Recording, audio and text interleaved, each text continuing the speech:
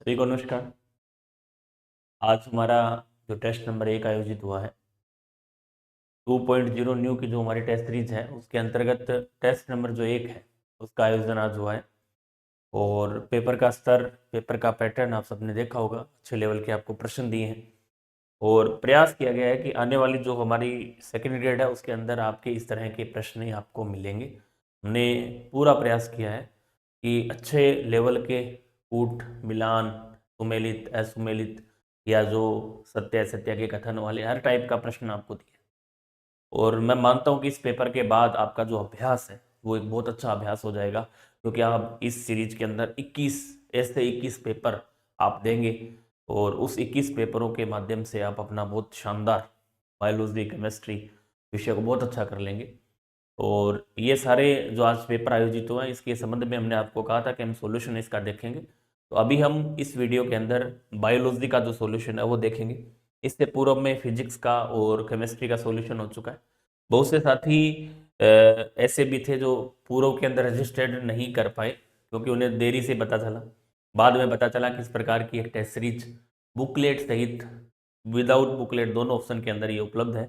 यदि आप इसे बुकलेट ले के रूप में लेते हैं तो आपको इसके अंतर्गत 3 पुस्तकें दी जाती हैं और साइंस विषय की दी जा रही हैं। उसके साथ साथ विदाउट बुकलेट भी आप इसको ले सकते हैं। तो इसके जो रजिस्ट्रेशन है वो आज से हमने पुनः प्रारंभ कर दिए हैं आगामी 1 दिन तक। मतलब आज और कल के अंदर आप अपना रजिस्ट्रेशन सुनिश्चित कर सकते हैं। 1 तारीख और 2 तारीख दोनों के मध्य 2 तारीख रात्रि 12 बजे तक आप इसके ऑफलाइन रजिस्ट्रेशन कर सकते हैं। बहुत से साथी से नहीं जुड़ पाए। राजस्थान के 60 से अधिक केंद्रों पर यह संचालित है। इसके लिए हमारा जो टेलीग्राम चैनल है इसको आपको फॉलो करना है। पूरी लिस्ट सेंटर की इसमें दे रखी है। आप पिन के ऑप्शन में जाते हो तो आपके जो भी सेंटर्स हैं राजस्थान के उन केंद्रों पर उन 60 केंद्रों की एक सूची इस टेलीग्राम के अंदर पिन है, वहां आप देख सकते हैं। तो आप अपना जो रजिस्ट्रेशन है वो सुनिश्चित करने के लिए हमारी हेल्पलाइन नंबर जो आपके स्क्रीन पे दिख ही रही है, 82 का जो नंबर है सीरीज का, उस पर आपको मैसेज करना है और अपना सेंटर बताना है, लोकेशन बतानी है और अपना रजिस्ट्रेशन सुनिश्चित करना है। तो हम आज का जो पेपर है ये सबके लिए निःशुल्क भी रखा था। वीडियो सोल्यूशन भी आपको यूट्यूब पे मिलेंगे पहले पेपर के सभी। तो हमारे बहुत से साथी ऐसे हैं जो एप्लीकेशन से नहीं जुड़ पाए हैं, तो अगले पेपर से पहले पहले आपको एप्लीकेशन पर ऐड कर दिया जाएगा। उससे पूर्व आपको ये पेपर सबके लिए फ्री है। आप application exam help Suratgarh download करें और उस पर आप अपना ये टेस्ट ऑनलाइन दे भी सकते हैं। इसमें प्रिंट का भी ऑप्शन रहेगा, आप प्रिंट निकलवा के दे सकते हैं। आप ऑफलाइन देना चाह रहे थे, आप ऑफलाइन देना चाह रहे हैं, ऑफलाइन दे सकते हैं। तो हम ये सारी चीज़ें हर एक इस टेस्ट सीरीज के अंदर करेंगे। तो अब हम शुरू करते हैं हमारा जो सॉल्यूशन का पार्ट है। और सॉल्यूशन का पार्ट नंबर 1, इस पार्ट के अंदर हम 25 से 30 प्रश्नों का सॉल्यूशन देखेंगे।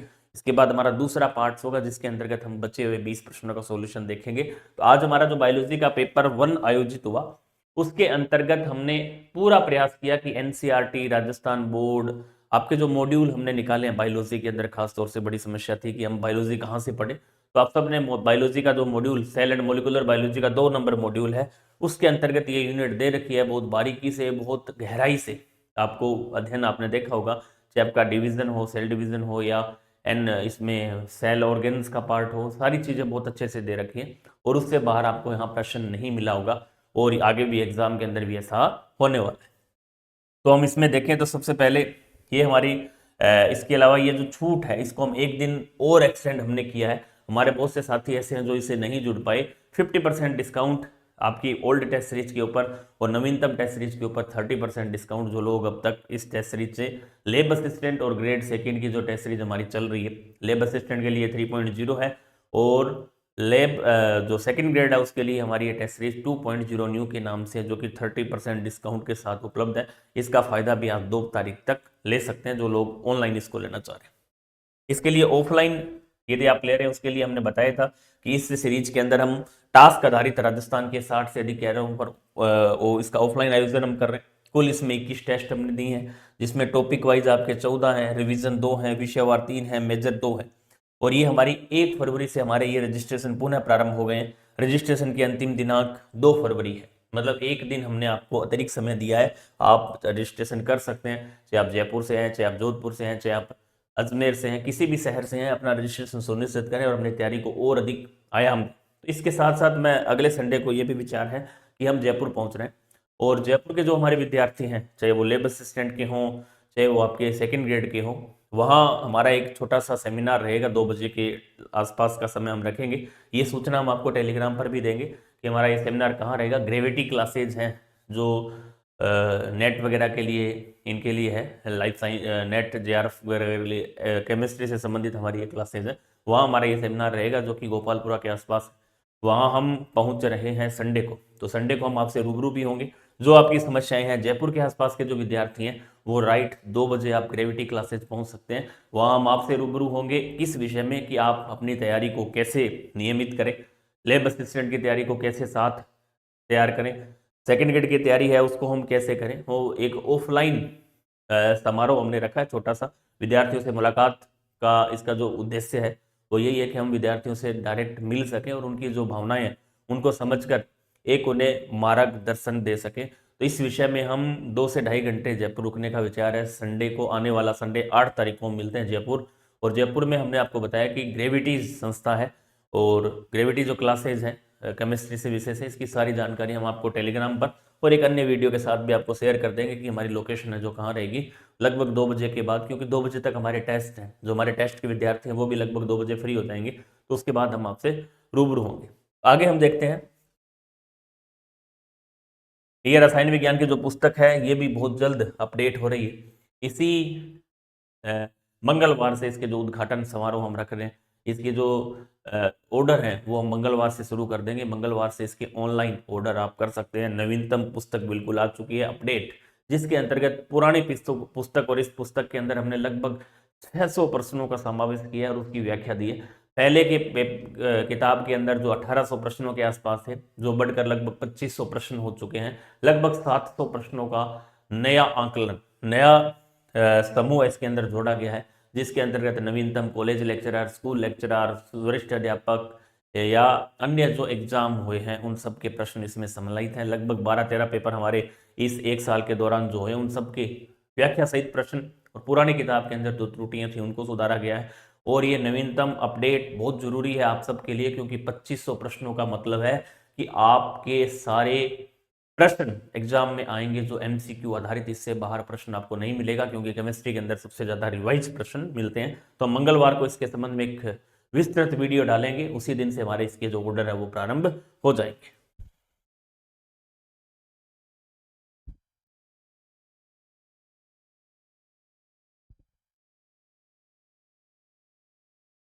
अब हम शुरू करते हैं आज की क्लास का पहला प्रश्न। सबसे पहले आपका जो पेपर था उसके अंदर हमने 150 प्रश्न आपको दिए थे और 150 प्रश्नों में से लगभग 50 और 50 प्रश्न बायोकेमिस्ट्री के, लगभग 37-38 प्रश्न आपके फिजिक्स के और 12 से 13 प्रश्न आपकी टीचिंग मेथड के। तो उन 50 प्रश्नों में केमिस्ट्री का सॉल्यूशन हो चुका है, फिजिक्स का हो चुका है। अब पार्ट फर्स्ट के अंदर जो आपका cell and molecular biology test number 1 के अंदर दिया गया था, जिसका पार्ट 1 हम देखेंगे सेल एंड मोलिकुलर बायोलॉजी, जिसके अंतर्गत सेल डिवीजन वगैरह पूरा जो आपका सिलेबस है उसका निर्धारण, इसके माध्यम से हमारा ये पूरा पेपर आयोजित हुआ था। और इसमें अच्छे लेवल के प्रश्न आपको मिले होंगे, मजा भी आया होगा आपको करने के बाद, क्योंकि हम, जैसा कि आपको पूर्व में बताया था कि हमारी टीम पूर्ण रूप से टेस्ट सीरीज के ऊपर निर्भर है। और आपको भी ये एहसास हो जाएगा पेपर के बाद कि वास्तविक रूप से किस प्रकार का ये पेपर था, और हमें इसी प्रकार के प्रश्नों का अभ्यास करना चाहिए। केवल नाम से नहीं, काम मेहनत से चलता है, और मेहनत जिस प्रकार की हम कर रहे हैं उसका फायदा आपको आने वाली परीक्षा के अंदर देखने को मिलेगा। तो हम शुरू करते हैं आज का सॉल्यूशन। कोशिका सिद्धांत के विषय में गलत कथन है। एक प्रश्न आपका सेल एंड मोलिकुलर बायोलॉजी से, हर एक टॉपिक पे मैंने प्रश्न देने का प्रयास किया है। तो सेल एंड मोलिकुलर बायोलॉजी कोशिका सिद्धांत के विषय में गलत कथन का चयन आपको करना है। कोशिका जीवधारियों की आधारभूत संरचनात्मक इकाई है या होती है, बिल्कुल सही है, होती है, इसमें किसी भी प्रकार का कोई दोहरा नहीं है। यहां क्या करना है, हमारे को गलत कथन का चयन करना है। टी स्वान और एम स्लाइडेन एक जर्मन जैव वैज्ञानिक थे या जैव वैज्ञानिक थे, बिल्कुल सही। आप जर्मन भी लिख देते तो भी सही होता। ये क्या थे, जर्मन जैव वैज्ञानिक थे। प्रश्न आ सकता है, डच थे, ऑस्ट्रेलियन थे, किस प्रकार के जैव वैज्ञानिक थे, जर्मन जैव वैज्ञानिक थे। और इन्होंने यह सिद्धांत प्रतिपादित किया। वायरस कोशिका सिद्धांत के क्या होते हैं, अपवाद होते हैं, ये भी बात सही है। और सभी कोशिकाओं में नाभिक नहीं पाया जाता, बिल्कुल सही बात है। इसके अनुसार सभी कोशिकाओं में नाभिक नहीं पाया जाता है। ये कथन भी क्या है, बिल्कुल सही है। कोशिका सिद्धांत से संबंधित कोशिका सिद्धांत में यह बात कही गई है कि इनमें नाभिक पाया जाता है, नहीं पाया जाता। तो ये चारों कथन आपके क्या है, बिल्कुल सही हैं। इसका मतलब कोई भी ऐसा कथन नहीं है जो क्या हो, गलत हो। सभी कथन अपने आप में क्या है, सही है। गलत कथन का चयन करना तो गलत इनमें से कोई नहीं है, सभी सारे चारों के चारों कथन क्या है, सही है। प्रश्न नंबर 1 हमारा इस टाइप का था और आपको कोशिका सिद्धांत अलग से पढ़ना है क्योंकि यहां से प्रश्न एग्जाम के अंदर आता है। अगला प्रश्न देखते हैं 89। कोशिका भित्ति के संबंध में मैंने ये सारे प्रश्न ही प्रयास किया है कि आपको इस प्रकार के प्रश्न मिले कि आपको अलग से कुछ ना पढ़ना पड़े, क्योंकि एक टॉपिक को क्लियर करने के बाद आपकी सारी चीजें कोशिका भित्ति के संबंध में हमने बता दी है पूरा कि कोशिका भित्ति से कहां से कैसे प्रश्न बन सकता है। कोशिका भित्ति के संबंध में सत्य कथन आपको चुनना है, ये चीज बहुत इंपॉर्टेंट है, सत्य कथन। अब सत्य कथन कैसा है, मध्य पटलिका सोडियम व मैग्नीशियम पैक्टेट की बनी होती है। तो सोडियम और मैग्नीशियम पैक्टेट की नहीं होती, ये कैल्शियम और मैग्नीशियम पैक्टेट की बनी होती है। तो ये कथन हमारा क्या है, गलत है। इसके बाद है कि यहां पादप सेलवाल मुख्यतः, पादप जो सेलवाल है मुख्यतः सेल्यूलोज, हेमीसेल्यूलोज, लिग्निन, पैक्टिन की बनी होती है। सेल्यूलोज, हेमीसेल्यूलोज, पैक्टिन और लिग्निन की बनी होती है, बिल्कुल सही है। पादप सेलवाल की बात कर रहे हैं। यदि सेलवाल कवकों की हो, जंतुओं की हो, तो वहां एक शब्द आ जाता है प्रोटीन, लिपिड। लेकिन ये पादपों के संबंध में सही नहीं है, यहां ये शब्द नहीं आने चाहिए और नहीं भी आ रहे, इसका मतलब ये सही है। यदि हम लिख देते प्रोटीन, लिपिड, तो वो क्या मतलब होता, वो तो या तो जंतुओं के संबंध में हो जाता, या कवकों के संबंध में हो जाता, या शैवालों के संबंध में भी हो सकता था। लेकिन पादपों की जो सेलवाल होती है वो मुख्यतः सेलुलोज, हेमीसेलुलोज, लिग्निन और पैक्टिन। ये चीज बहुत इंपॉर्टेंट है। आप इस सेलवाल के संबंध में हमेशा अलग अलग चीज, अब तक हमें पता है कि सेलवाल काइटिन की बनी होती है, कवकों के अंदर काइटिन की बनी होती है, लेकिन शैवाल के अंदर यदि हम बात करें तो यहाँ लिपिड शब्द आ जाता है या प्रोटीन शब्द आ जाता। पादपों के अंदर ये शब्द नहीं आएगा। पादपों में सेलुलोज, हेमीसेलुलोज, लिग्निन और पैक्टिन की बनी होती है। तो मुख्य ध्यान दें, जब भी प्रश्न आए तो आप ये ध्यान होना चाहिए कि ये कोशिका भित्ति किसके बारे में पूछी जा रही है, शैवालों के बारे में, पादपों के बारे में, कवकों के बारे में। तीनों को आप अलग से नोट करके लिख सकते हैं कि वास्तविक रूप से तीनों सेलवाल किसकी बनी होती है। एग्जाम के अंदर एक प्रश्न हमेशा से यहां से आता है और अब की बार आने की संभावना है। तो ये हमारा कथन क्या है, बिल्कुल सही है। जीवाणुओं की कोशिका भित्ति के बाहर एक परत पाई जाती है जिसको हम एनसीईआरटी में भी दे रखे हैं, ग्लाइकोकैलिक्स कहते हैं। क्या कहते हैं, ग्लाइकोकैलिक्स कहते हैं। ये शब्द भी बिल्कुल सही है। इसका मतलब बी और सी दोनों उत्तर के यहाँ इसमें सही है। एक कोशिका का जीव द्रव्य दूसरी कोशिका के जीव द्रव्य से प्लाज्मा लेमा द्वारा, एक कोशिका का जीव द्रव्य दूसरी कोशिका के जीव द्रव्य से प्लाज्मा लेमा द्वारा संबंधित रहता है, नहीं रहता। ये भी कथन कोशिका भित्ति के संबंध में नहीं है, क्योंकि ये किसके संबंध में है, ये प्लाज्मा मेम्ब्रेन के संबंध में है, प्लाज्मा झिल्ली के संबंध में है। जबकि हमने क्या पूछा है, कोशिका भित्ति के संबंध में। ये जो जीव द्रव्य है दूसरी जीव द्रव्य से प्लाज्मा लेमा, एक क्या होती है, प्लाज्मा झिल्ली होती है, ना कि सेल वॉल होती है। तो ये कथन सेल वॉल के संबंध में सही नहीं है। इसका मतलब चौथा क्वेश्चन भी क्या हो गया, गलत हो गया। इसमें आपको कंफ्यूज नहीं होना है कि एक कोशिका का जीव द्रव्य दूसरी कोशिका के जीव द्रव्य से प्लाज्मा लेमा, प्लाज्मा झिल्ली से संबंधित रहता है, जबकि हमने पूछा है कोशिका भित्ति के संबंध में। तो ये आपका गलत क्या हो जाएगा, कथन गलत हो जाएगा। इसलिए हम इसका उत्तर क्या मानेंगे, बी और सी मानेंगे। बी और सी आपका क्या होगा, इसका राइट आंसर होगा, इसका राइट आंसर होगा। यदि यहाँ ऑप्शन, हालांकि बिल्कुल क्लियर है कि यहाँ ऐसा कोई ऑप्शन नहीं है जहां की डी आता हो, बी सी के साथ डी कहीं नहीं आ रहा, इसका मतलब ये हमारा बिल्कुल सही है। तो उसमें आप कंफ्यूज नहीं हो कि हमने जो ऑप्शन सेट किया है वो इसके अनुसार ही किया है। बी और सी इसका राइट आंसर है। तो 89 का जो उत्तर होगा वो होगा 1 नंबर। अगला प्रश्न, प्लाज्मा झिल्ली मुख्यतः बनी होती है। देखो एक बार फिर प्रश्न, अब यहां आपको कंफ्यूज, अरे एक लाइन कंफ्यूज करेगी आपको। प्रोटीन की जो कार्बोहाइड्रेट की बनी परत में अंतःस्थापित होते हैं, फॉस्फोलिपिड की जो एक प्रोटीन द्वि परत में अंतःस्थापित होते हैं, प्रोटीन की जो एक फॉस्फोलिपिड द्वि परत में अंतःस्थापित होते हैं, फॉस्फोलिपिड नहीं, प्रोटीन की जो एक फॉस्फोलिपिड के अंदर अंतःस्थापित होते हैं। ये दोनों लाइनें, क्योंकि यहां आपने सिंगर और निकोलसन का दिया गया एक तरल मोज़ेक मॉडल पढ़ा होगा, उसके अनुसार प्रोटीन की, जो कि एक फोस्फोलिपिड की जो द्विपरत है, फोस्फोलिपिड की एक द्विपरत बाहर की तरफ पाई जा रही है और बीच में क्या है, प्रोटीन पाई जा रही है। इसे ही हम क्या कहते हैं, आपका जो प्लाज्मा झिल्ली है वो बनी होती है किसकी, इस संदर्भ में आप बता सकते हैं सिंगर और निकोलसन का जो मॉडल है उसके अनुसार प्रोटीन की बनी होती है, जो कि एक फोस्फोलिपिड की द्विपरत में अंतर स्थापित होती है। इसलिए उत्तर नंबर सी आपका क्या हो जाएगा, राइट हो जाएगा। बड़ा इंपॉर्टेंट प्रश्न है और हमें बड़ा कंफ्यूज करता है, लेकिन थोड़ी सी लैंग्वेज आप इसको समझें और लैंग्वेज के आधार पर ही आप इस प्रश्न का उत्तर करें, तो सी नंबर ऑप्शन इसका बिल्कुल सही आंसर है। तो इस प्रकार के प्रश्न आपको बार बार अभ्यास करने हैं। निश्चित रूप से ऐसे प्रश्न घुमा फिरा कर लैंग्वेज पूछी जाती है एग्जाम के अंदर, लेकिन बहुत सरल में थोड़ा सा आप दिमाग पे जोर देंगे तो आपको ये चीज बिल्कुल समझ में आ जाएगी कि प्रोटीन की बनी होती है और चारों तरफ उसके दोनों तरफ क्या होता है, आपका फोस्फोलिपिड होता है। तो उत्तर नंबर 3 आपका राइट आंसर है। प्लाज्मा झिल्ली के संबंध में गलत कथन का चयन करें। प्लाज्मा जो झिल्ली है उसके संबंध में आपको गलत कथन का चयन करना। एक प्रश्न और आपका प्लाज्मा झिल्ली के ऊपर, ऐसा प्रश्न पूर्व में आया भी हुआ है ग्रेड फर्स्ट के अंदर और लेक्चरर कॉलेज के अंदर ऐसा प्रश्न आता है। वह सेम नहीं था लेकिन इसी प्रकार की लैंग्वेज इन्होंने प्रयोग की थी। अब प्लाज्मा झिल्ली के संबंध में हम बात करें तो यहां सीधा सीधा है कि सर्वाधिक मात्रा में पाया जाने वाला क्या है, यहां फोस्फोलिपिड है। सर्वाधिक मात्रा में प्लाज्मा झिल्ली में क्या पाया जाता है, फोस्फोलिपिड। अब हमें पता है प्लाज्मा झिल्ली में पाए जाते हैं क्या, फोस्फोलिपिड,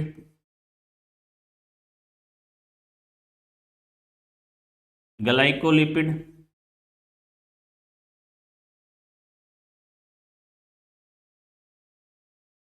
फोस्फोलिपिड, ग्लाइकोलिपिड और आपका पाया जाता है कोलेस्ट्रॉल, कोलेस्टेरोल। अब देखो, जो फोस्फोलिपिड होता है, जो ग्लाइकोलिपिड होता है, जो कोलेस्ट्रॉल होता है, इनका काम क्या होता है। अब जैसे हम बात करें फोस्फोलिपिड की, तो फोस्फोलिपिड क्या करता है, ये तरलता प्रदान करता है, तरलता प्रदान करता है। और जो ग्लाइकोलिपिड है, जो कोलेस्ट्रॉल है, वो स्थायित्व प्रदान करता है। कोलेस्ट्रॉल जो होता है वो क्या करता है, सेल मेम्ब्रेन को, प्लाज्मा मेम्ब्रेन को स्थायित्व प्रदान करता है, स्थायित्व प्रदान करता है। ये क्या करता है, तरलता का प्रदान, तरलता प्रदान करता है। ये जो फोस्फोलिपिड होते हैं वो असंतृप्त वसीय अम्ल होते हैं। क्या होते हैं, असंतृप्त वसीय अम्ल होते हैं। और असंतृप्त वसीय अम्ल होने के कारण ये क्या करते हैं, तरलता प्रदान करते हैं। और जो कोलेस्ट्रॉल होता है वो क्या करता है, स्थायित्व प्रदान करता है। तो ये थोड़ा सा आपको ध्यान में होना चाहिए। अब सर्वाधिक मात्रा में फोस्फोलिपिड पाया जाता है, बिल्कुल सही है। प्लाज्मा झिल्ली में लिपिड अणु समानांतर व्यवस्थित होते हैं, बहुत इंपॉर्टेंट बात है। लिपिड अणु समानांतर होते हैं, विपरीत, बहुत कई बार आपको घुमा के एकांतर, समानांतर, बराबर, इस प्रकार से कैसे भी ऑप्शन वो बना सकता है, लेकिन ये क्या होते हैं, एक दूसरे के समानांतर व्यवस्थित होते हैं। ये लाइन भी अपने आप में इंपॉर्टेंट है। एक प्रश्न भी यहां से पूछा जा सकता है, अलग अलग भी पूछा जा सकता है, कैसा भी प्रश्न आए आपको ध्यान में रखना है कि सर्वाधिक मात्रा में फोस्फोलिपिड पाया जाता है। प्लाज्मा झिल्ली में लिपिड अणु समानांतर व्यवस्थित होते हैं। प्लाज्मा झिल्ली का तरल मोज़ेक मॉडल सिंगर व निकोलसन ने दिया, ये बात भी बिल्कुल सही है। प्लाज्मा झिल्ली का जो तरल मोज़ेक मॉडल है, जिसके अनुसार हमने देखा था कि बाहर की तरफ दो लिपिड की परतें, बीच में क्या होता है, प्रोटीन होता है। तरल मोज़ेक मॉडल जो सिंगर और निकोलसन ने दिया था। चौथा ऑप्शन है, कोशिका झिल्ली को पार करने में सोडियम व पोटेशियम आयनों की गति निष्क्रिय अभिगमन, निष्क्रिय अभिगमन नहीं होता, ये एक्टिव ट्रांसपोर्ट होता है, पैसिव नहीं होता। क्या होता है, एक्टिव ट्रांसपोर्ट। अब एक्टिव ट्रांसपोर्ट का मतलब क्या है कि यहां एटीपी की ऊर्जा लगती है, एटीपी खर्च होती है, एटीपी काम में आती है, एक्टिव ट्रांसपोर्ट होता है, निष्क्रिय अभिगमन नहीं होता। यहाँ क्या होता है, सक्रिय अभिगमन होता है। आपने सुना होगा sodium potassium pump, sodium potassium pump है ये, सोडियम है, पोटेशियम पंप है, जो कि सक्रिय अभिगमन का उदाहरण है, एक्टिव ट्रांसपोर्ट का उदाहरण है। यहाँ क्यों है, क्योंकि यहाँ एटीपी काम में आती है, एटीपी के रूप में ऊर्जा काम में आती है, इसलिए ये क्या है, निष्क्रिय नहीं है, सक्रिय है। चौथा ऑप्शन आपका क्या हो गया, गलत हो गया। पहले 3 ऑप्शन क्या है, बिल्कुल सही है, इसका उत्तर ये राइट। आगे बढ़ते हैं। माइटोकॉन्ड्रिया के संबंध में दिए गए कथनों पर विचार करें। माइटोकॉन्ड्रिया एक महत्वपूर्ण ऑर्गन्स है हमारे शरीर के अंदर, जिसमें कई बार एग्जाम के अंदर प्रश्न आता है, क्योंकि माइटोकॉन्ड्रिया का संबंध रेस्पिरेशन से है, पादपों के श्वसन से संबंधित है, और श्वसन में होने वाली जितनी भी घटनाएं हैं, चाहे आपका क्रेब्स चक्कर हो, चाहे ईटीएस हो, उसके सारे के सारे एंजाइम हमारे माइटोकॉन्ड्रिया के अंदर पाए जाते हैं। इसीलिए क्रेब्स चक्कर माइटोकॉन्ड्रिया के अंदर गठित होता है, क्योंकि उसके एंजाइम ही माइटोकॉन्ड्रिया में पाए जाते हैं। कुछ एंजाइम माइटोकॉन्ड्रिया की आंतरिक झिल्ली में, कुछ एंजाइम माइटोकॉन्ड्रिया की आंतरिक झिल्ली के साथ साथ उसके मैट्रिक्स के अंदर भी पाए जाते हैं। तो ऐसा प्रश्न आता है, क्योंकि यहां से हम ये तय नहीं कर पाते कि वास्तविक रूप से ये प्रश्न आपका सेल बायोलॉजी का है या सेल जो आपका फिजियोलॉजी का है। तो ऐसा मिक्स प्रश्न यहां से पूछा जाता है। अब आगे हम बढ़ते हैं। इसका जो सही संबंध पूछा इन्होंने कि इसके संबंध में आपको क्या कथन, जो कूट वाला प्रश्न है, इसमें सही कथन आपको चयन करना है। माइटोकॉन्ड्रिया की आंतरिक झिल्ली, जिसको हम फोल्डिंग या जो फोल्डिंग होती है उसको हम क्या कहते हैं, क्रिस्टी कहते हैं। जब आप माइटोकॉन्ड्रिया की संरचना देखते हैं तो इस प्रकार से ये जो संरचनाएं हैं ये क्या कहलाती हैं, फोल्डिंग हुई क्रिस्टी कहलाती है। बिल्कुल क्या है, सही है।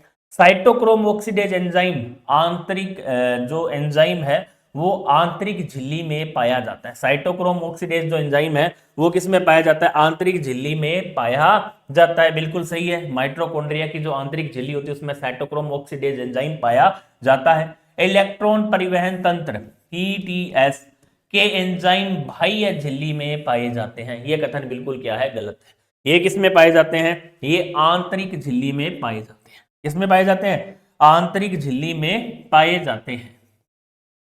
आंतरिक झिल्ली में पाए जाते हैं, बाह्य झिल्ली में नहीं होते। किसमें पाए जाते हैं, आंतरिक झिल्ली में पाए जाते हैं। अब ये कथन सही हो गया, तो ये कथन हम क्या मानेंगे, गलत।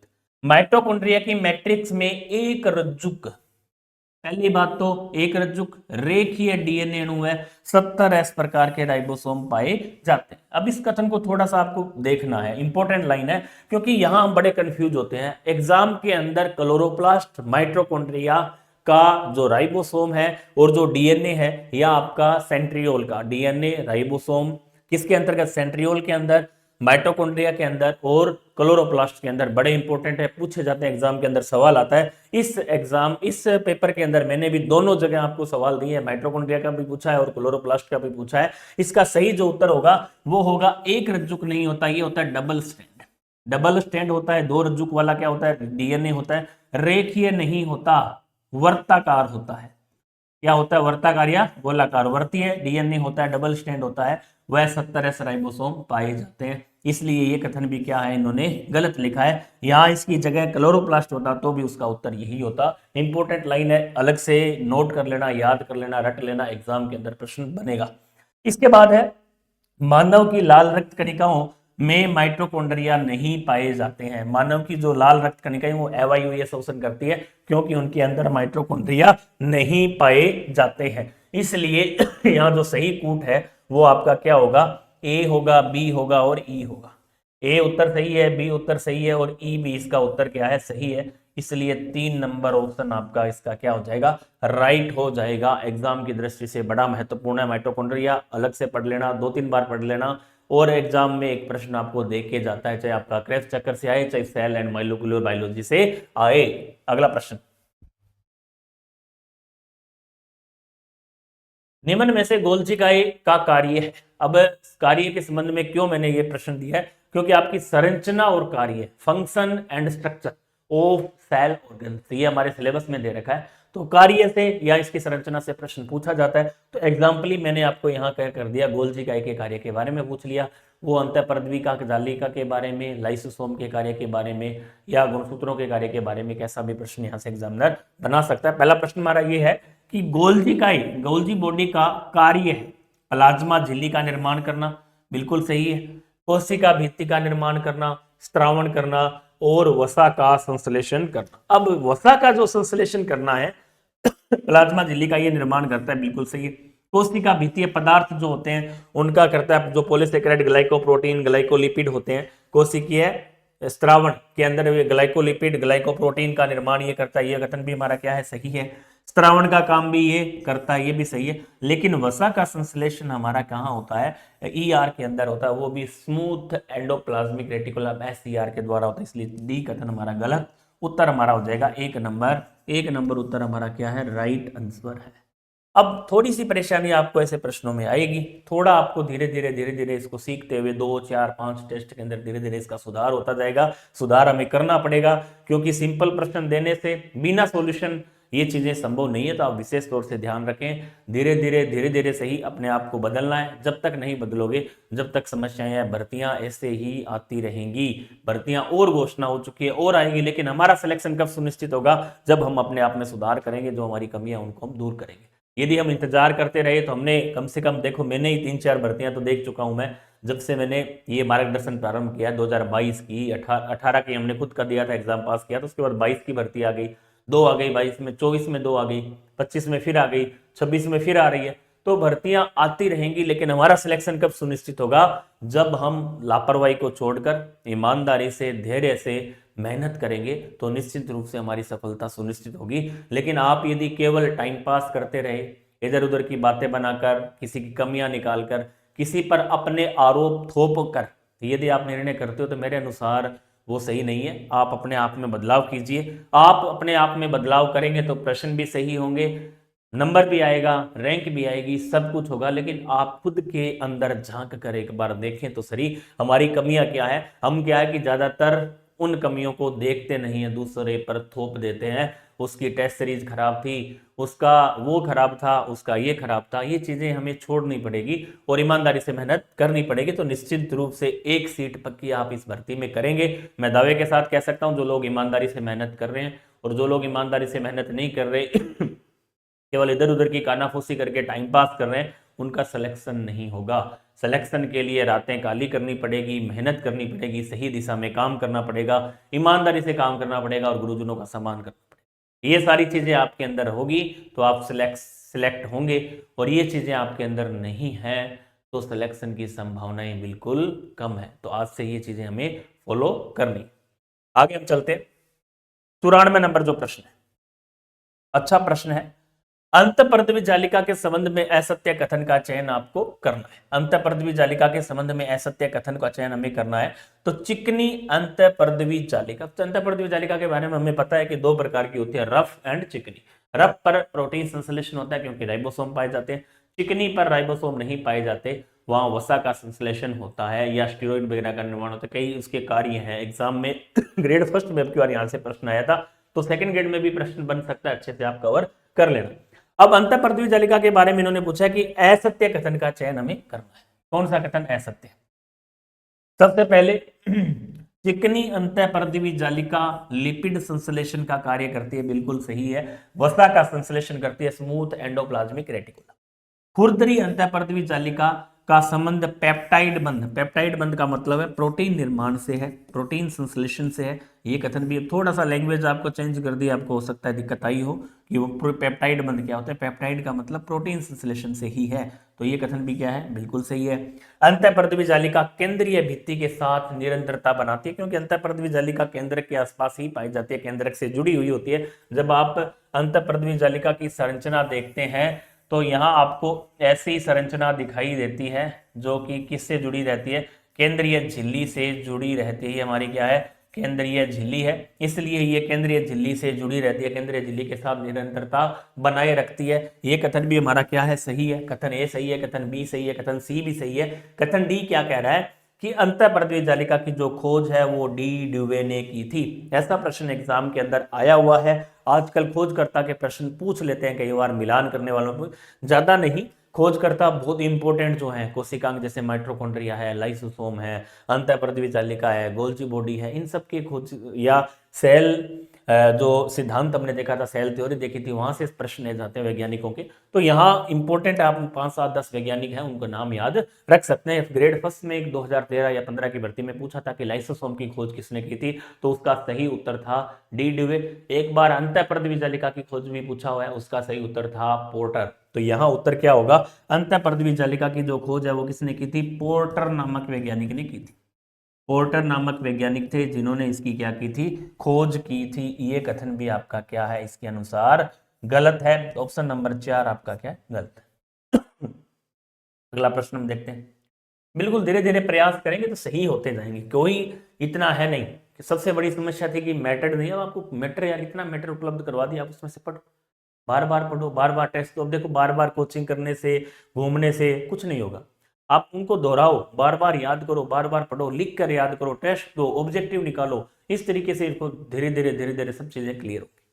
राइबोसोम के संबंध में दिए गए कथनों पर विचार आपको करना है। अब राइबोसोम अपने आप में बड़ा इंपॉर्टेंट कोशिकांग है। क्यों इंपॉर्टेंट है? क्योंकि यहाँ हम कंफ्यूज होते हैं, प्रश्न गलत होता है। और एग्जाम की दृष्टि से मैं तो इसको सब कोशिकांगों में माइटोकॉन्ड्रिया और राइबोसोम को बड़ा इंपॉर्टेंट मानता हूँ कि यहाँ से सवाल बनता ही बहुत है। किसी भी तरीके से एग्जामिनर सवाल बना सकता है। जैसे मैं आपको 50 सवाल अभी बना के इसके बताता हूँ कैसे बनता है, देखते जाइए आप। अब हमें पता है कि राइबोसोम के संबंध में, आप छोड़ दो, आपको कुछ नहीं आ रहा, मैं लिख रहा हूं कि मुझे पता है कि राइबोसोम 2 प्रकार के होते हैं। राइबोसोम 2 प्रकार के होते हैं। एक हमारा होता है 80S, एक हमारा होता है 70S। ये तो हमें पता है। अब हमें ये भी पता है 80S किससे मिलकर बनता है, 60S और 40S। किससे मिलकर, इस तरीके से आप इसको याद करो, 60S और 40S। और ये हमें पता है किससे मिलकर बनता है, ये हमारा बनता है 50S और 30S। 50S और 30S से मिलकर बनता है।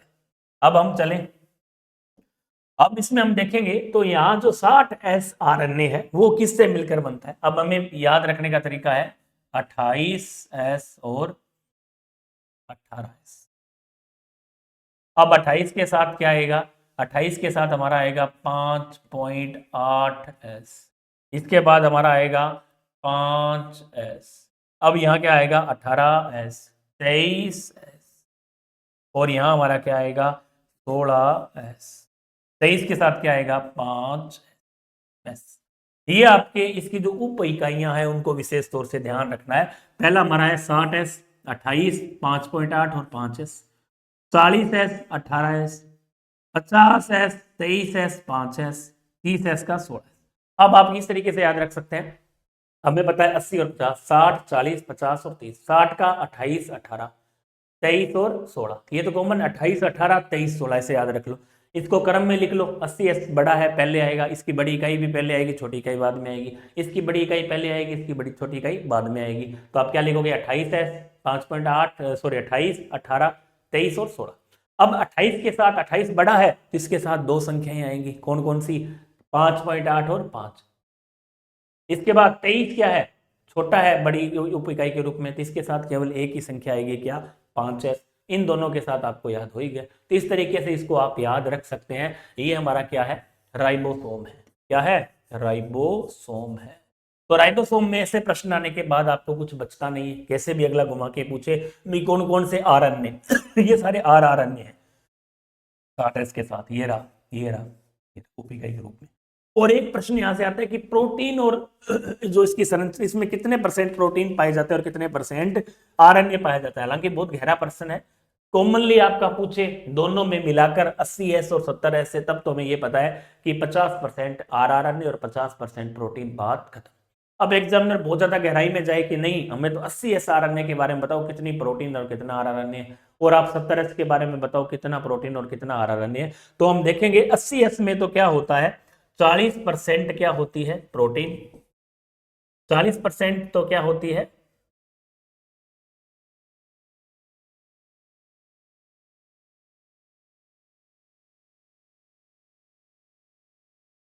देखो 40% RNA प्लस 60% प्रोटीन किसमें होता है, ये आपका 80S प्रकार के RNA में होता है।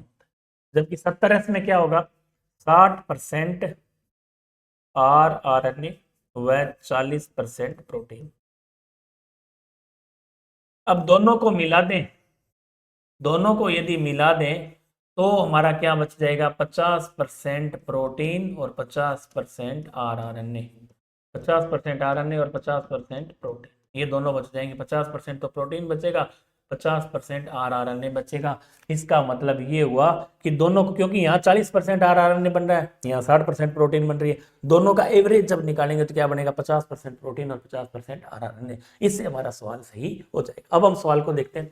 राइबोसोम के संबंध में दिए गए कथनों पर विचार कर सही कूट का चयन करें। ये यूकेरियोटिक व प्रोकैरियोटिक दोनों प्रकार की कोशिकाओं में पाए जाते हैं। ये यूकेरियोटिक व प्रोकैरियोटिक दोनों प्रकार की कोशिकाओं में क्या होते हैं, पाए जाते हैं। 60s उप इकाई में 28s और 5.8s, जो ऐसा प्रश्न है एग्जाम में, कई बार एग्जाम में आया हुआ है। यूकेरियोटिक प्रोकैरियोटिक दोनों प्रकार की कोशिकाओं में पाए जाते हैं, हमें पता है। 60s की उप इकाई 28, 5.8 और 5, 28, 5.8 और 5s, बिल्कुल सही है। 50s में उप इकाई क्या होती है, 50s में 23s और 5s आरआरएनए पाए जाते हैं, ये भी सही है। तीनों कथन सही। चौथा कथन है राइबोसोम में 60% प्रोटीन व 40% आरआरएनए पाए जाते हैं, ये कथन गलत है, क्योंकि ये तो केवल 80s की बात कर रहा है। राइबोसोम में तो 80s और 70s दोनों होते हैं। एवरेज यदि हम बताएं, एक राइबोसोम की बात करें, प्रत्येक राइबोसोम की, तो वहां 50% आरआरएनए और 50% क्या होती है, प्रोटीन होती है। ये चीज आप विशेष तौर से ध्यान इसके अंतर्गत रखोगे तो आपका सही जाएगा।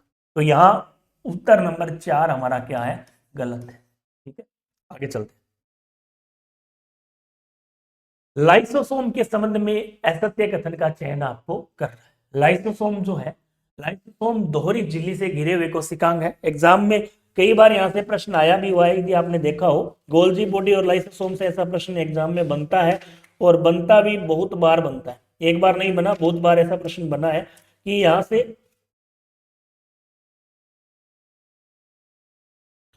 देखो लाइसोसोम के संबंध में असत्य कथन का चयन करना है। लाइसोसोम दोहरी झिल्ली से घिरे कोशिकांग है, दोहरी झिल्ली से घिरे कोशिकांग है। लाइसोसोम लियोमोर्फिक संरचनाएं होती है, और लाइसोसोम आपका क्या होता है, स्वभक्षी होते हैं, और इनमें हाइड्रोलाइटिक एंजाइम पाए जाते हैं। अब हमें यह पता है कि असत्य कथन का चयन करना है।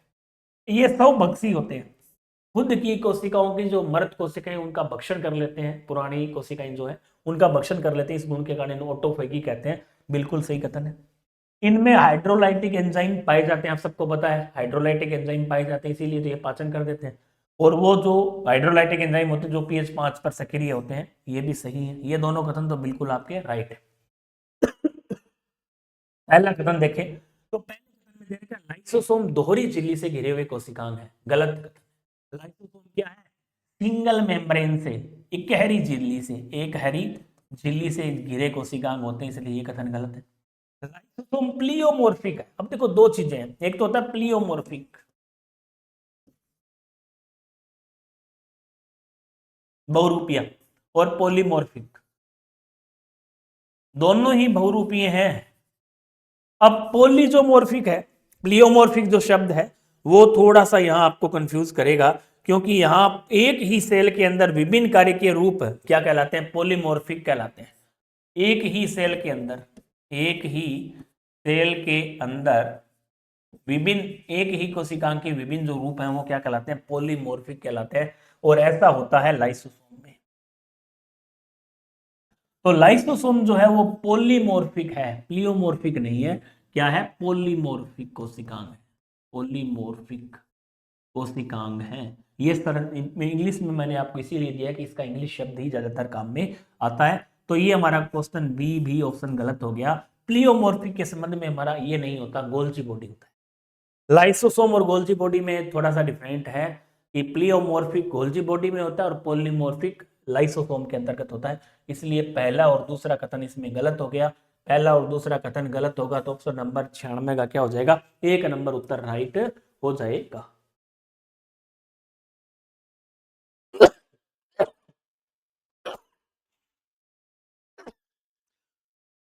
अगला प्रश्न, सत्य कथन का चयन आपको करना है। सत्य कथन का हम चयन करते हैं तो सेंट्रियोल, अब यहाँ सेंट्रियोल और सीलिया दोनों को दिया गया है, क्योंकि एग्जामिनर आजकल थोड़ा सा चतुर भी हो गया है, क्योंकि हम ज्यादातर वही कोशिकांग पढ़ते हैं जो कोशिकांग पॉपुलर है और जहां से ज्यादा प्रश्न बनते हैं। हम छोटे बड़े कोशिकांगों को क्या कर देते हैं, एक मिनट,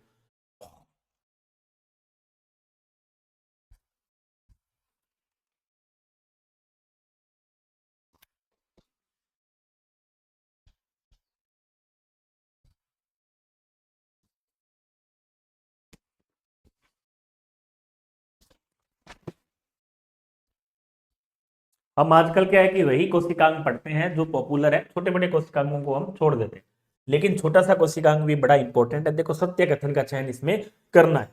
नंबर 97 के अंदर अब सेंट्रियोल में 9+3 संरचना पाई जाती है। ये कथन आपको कैसा लग रहा है? बिल्कुल गलत कथन है ये। यहां सेंट्रियोल की जो संरचना होती है वो होती है 9+0। क्यों होती है? क्योंकि यहां जो 9 ट्रिपलेट तंतु इसमें पाए जाते हैं, 9 ट्रिपलेट तंतु पाए जाते हैं, इसलिए 9+0 संरचना इसकी होती है, 9+3 संरचना नहीं होती। कथन गलत है। सीलिया व फ्लेजेला में 9+0 संरचना पाई जाती है। सीलिया और जो फ्लेजेला होते हैं इनके अंतर्गत 9+2 संरचना पाई जाती है। कथन भी आपको विशेष तौर से ध्यान रखना है, इसलिए ये कथन भी क्या है आपका? गलत है। दोनों कथन गलत हो गए। तीसरा, सीलिया व फ्लेजेला मुख्यतः ट्यूबुलिन प्रोटीन से निर्मित होते हैं। ये बात बिल्कुल आपका क्या है? सही है, ट्यूबुलिन प्रोटीन से निर्मित होते हैं सीलिया और फ्लेजेला। चौथा है सेंट्रियोल एकल झिल्ली से घिरे कोशिकांग है। सेंट्रियोल एकल झिल्ली से घिरे कोशिकांग हैं, बिल्कुल है। सेंट्रियोल एकल झिल्ली से घिरे हुए कोशिकांग हैं। क्यों है? नहीं है। हमें पता है कि सेंट्रियोल के चारों ओर कोई भी झिल्ली नहीं पाई जाती है। ये बिना झिल्ली के कोशिकांग हैं, जो कि कार्टव्हील संरचना जैसे तिल्ली डिब्बी के अंदर जो तिल्ली पाई जाती है उनमें जैसी संरचना होती है, कार्टव्हील पहिए जैसी संरचना इनकी होती है।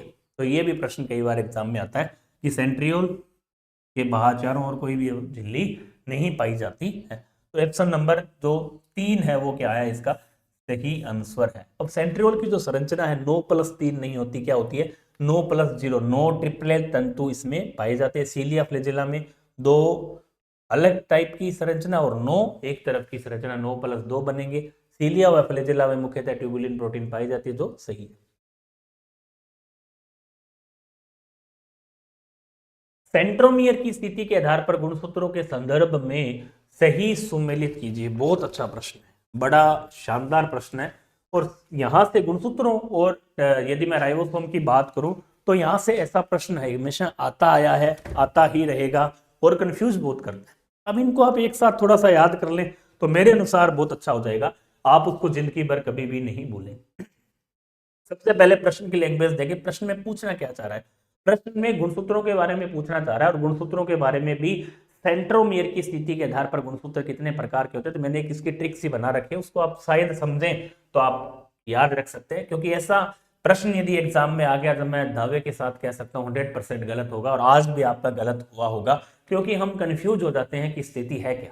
तो आप सबसे पहले तो इसको इंग्लिश में ही याद रखें, हिंदी में आपको याद रखने की आवश्यकता नहीं है। ये टर्म अंग्रेजी के अंदर ही ज्यादा बेटर है और ज्यादा याद रहेगी और इसकी ट्रिक भी बनेगी। अब सेंट्रोमियर की स्थिति के आधार पर गुणसूत्रों के संदर्भ में सही सुमेलित का आपको चयन करना था। तो सबसे पहले आपको ये पता चल गया होगा कि इसके अंदर गलत क्या है और सही क्या है। इन्होंने पूछा है सही सुमेलित कीजिए। इसको समझने के लिए हम एक टेबल छोटी सी बनाएंगे, जिसके अंतर्गत देखेंगे टी, ए, एम और एस। ये आपको याद रखना है। अब टी से क्या होता है, एम से क्या होता है, ए से क्या होता है, एस से क्या होता है? बहुत आसान। टी से टीलोसेंट्रिक क्या होगा? टीलोसेंट्रिक। इस क्रम में ही आप याद रखेंगे। एक्रोसेंट्रिक क्या होगा? एक्रोसेंट्रिक। मेटासेंट्रिक, सब मेटासेंट्रिक।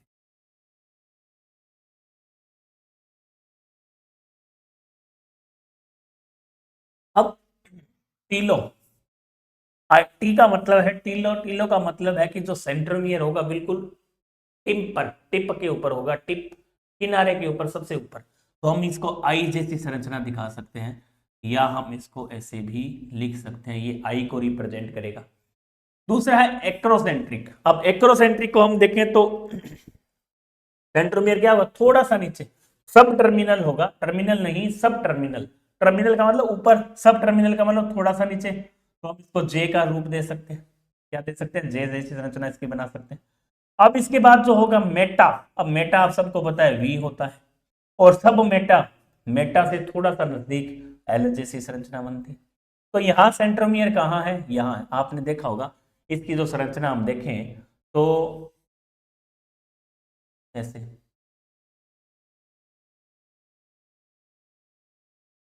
ऐसे,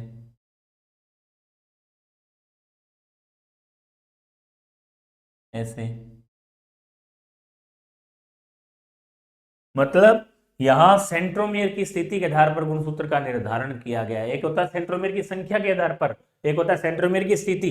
तो बड़ा इंपॉर्टेंट प्रश्न है, एग्जाम के अंदर प्रश्न आएगा तो आप याद रखोगे। Thames, TAMS, Tillo terminal, Acro सब टर्मिनल, मेटा मध्य में और सब मेटा थोड़ा सा मध्य से हटकर, मिड से near, mid near, mid by near, mid के बिल्कुल पास।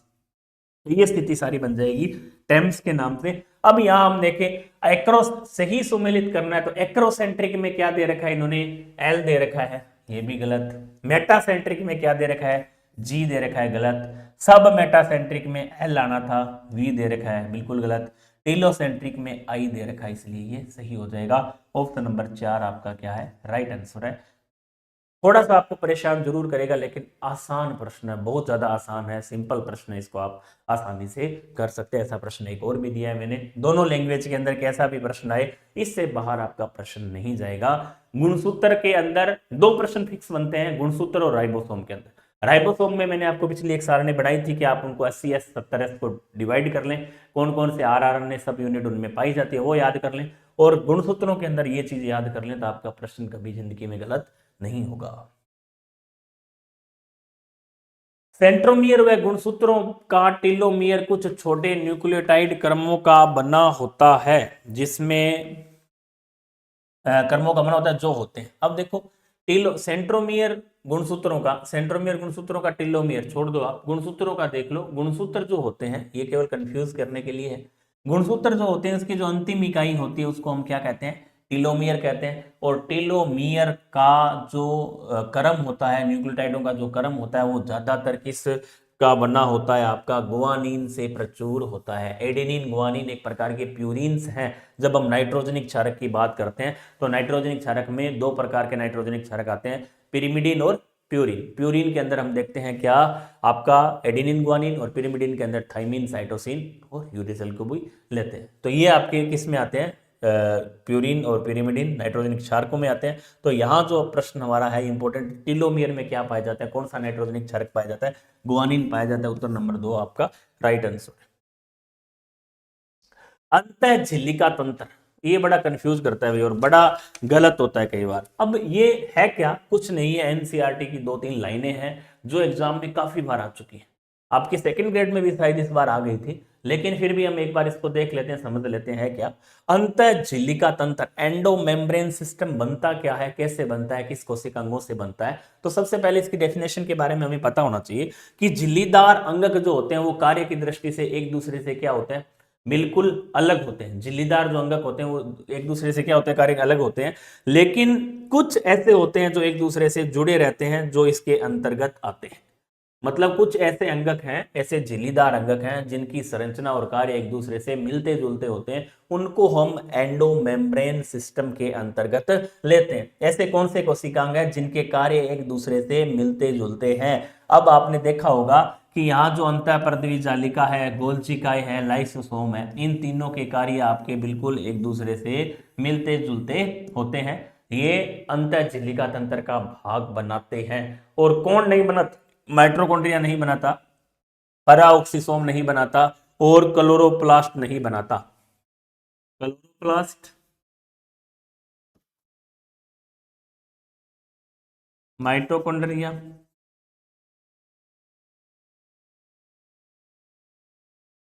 और पैराऑक्सीसोम।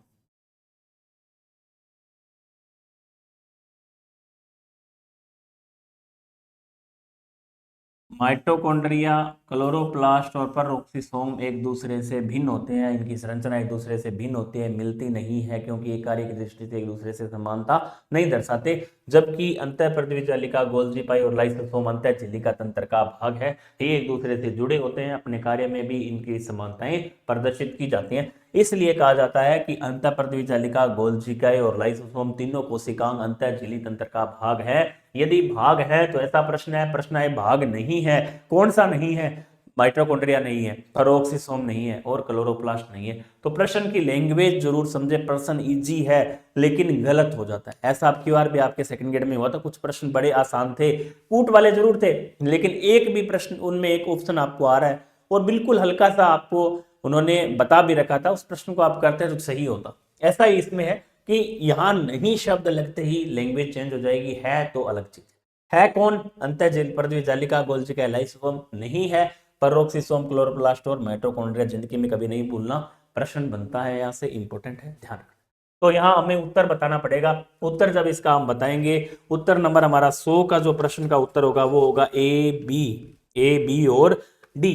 ए बी और डी उत्तर हो जाएगा, ए बी डी हमारा ऑप्शन नंबर 2 पर राइट क्लिक। अगला प्रश्न, अभी हमने 10-11 प्रश्न किए हैं। अब देखो ये प्रश्न भी थोड़ा सा कूट वाला है, कई बार ऐसे प्रश्न आ जाते हैं। नीचे 2 कथन दिए गए हैं, आपको बोला था हमने कि आपको सभी प्रकार के प्रश्न मिलेंगे, सिंपल भी मिलेंगे, कूट, मिलान, असुमेलित, सही, सत्य, असत्य, सारे प्रकार के प्रश्न जितने आरपीएससी ने अब तक अपने पेपरों में दिए उनको हम शामिल करेंगे। अब उन प्रश्नों के माध्यम से मैंने आपको ये भी कहा था कि लगभग 50 प्रश्न पढ़ने के बाद हमें लगेगा कि हमने 100 प्रश्न, अभी हमने 12-13 प्रश्नों का सोल्यूशन देखा है, आपके डबल हो गए होंगे, क्योंकि हमने हर एक प्रश्न में हर एक लाइन को डबल तरीके से पढ़ा है और आपके प्रश्न भी आपको याद होंगे। इसी तरीके से आज का दिन आपको एक बार उसको रिवाइज करना है। संडे इसी टेस्ट का रिवीजन दोबारा होना चाहिए, जो कमियां रही, जो प्रश्न हमने सही नहीं किए, क्यों नहीं सही किए, ना एनालिसिस बहुत जरूरी है। मंडे से अगले टेस्ट की ओर आपको बढ़ना है। मंडे को हम शेड्यूल भी बता देंगे अगले टेस्ट का क्या रहेगा। नीचे दिए गए 2 कथन, सही विकल्प का आपको चयन करें। ये जो टेलीग्राम चैनल है इसको आप जरूर फॉलो करें, क्योंकि ये आपके लिए बड़ा महत्वपूर्ण है। हालांकि इसमें किसी भी प्रकार के अनलीगल या फालतू के मैसेज आपको नहीं मिलेंगे, केवल इंपॉर्टेंट आपके संबंधित जो मैसेज है वो आपको दिए जाएंगे। माइटोकॉन्ड्रिया व क्लोरोप्लास्ट दोनों जोहरी झिल्ली से बंधित कोशिका में है, आप मानते हैं? बिल्कुल है। माइटोकॉन्ड्रिया की बाह्य झिल्ली क्लोरोप्लास्ट की तुलना में अपेक्षाकृत कम पारगम्य होती है, इसलिए ये दोनों कथन क्या है? सही है। कथन फर्स्ट सही है और कथन सेकंड भी सही है। तो आप ये ध्यान रखेंगे, कथन फर्स्ट सही है, कथन फर्स्ट गलत है, कथन फर्स्ट गलत है, कथन सही है। तो उत्तर नंबर 1 हम इसका क्या मानते हैं? सही उत्तर मानते हैं। सीलिया के संबंध में कौन सा कथन सही है? सीलिया के माइक्रोट्यूब्यूल ट्यूब्यूल प्रोटीन के बने होते हैं।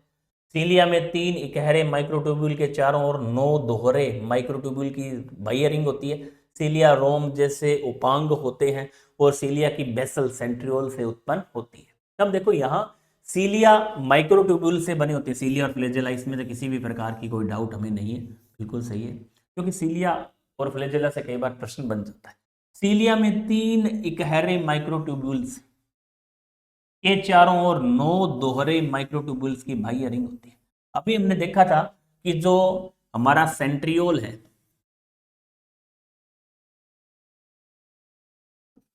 9+0 संरचना थी, 9 ट्रिपलेट तंतु उसमें पाए जाते हैं।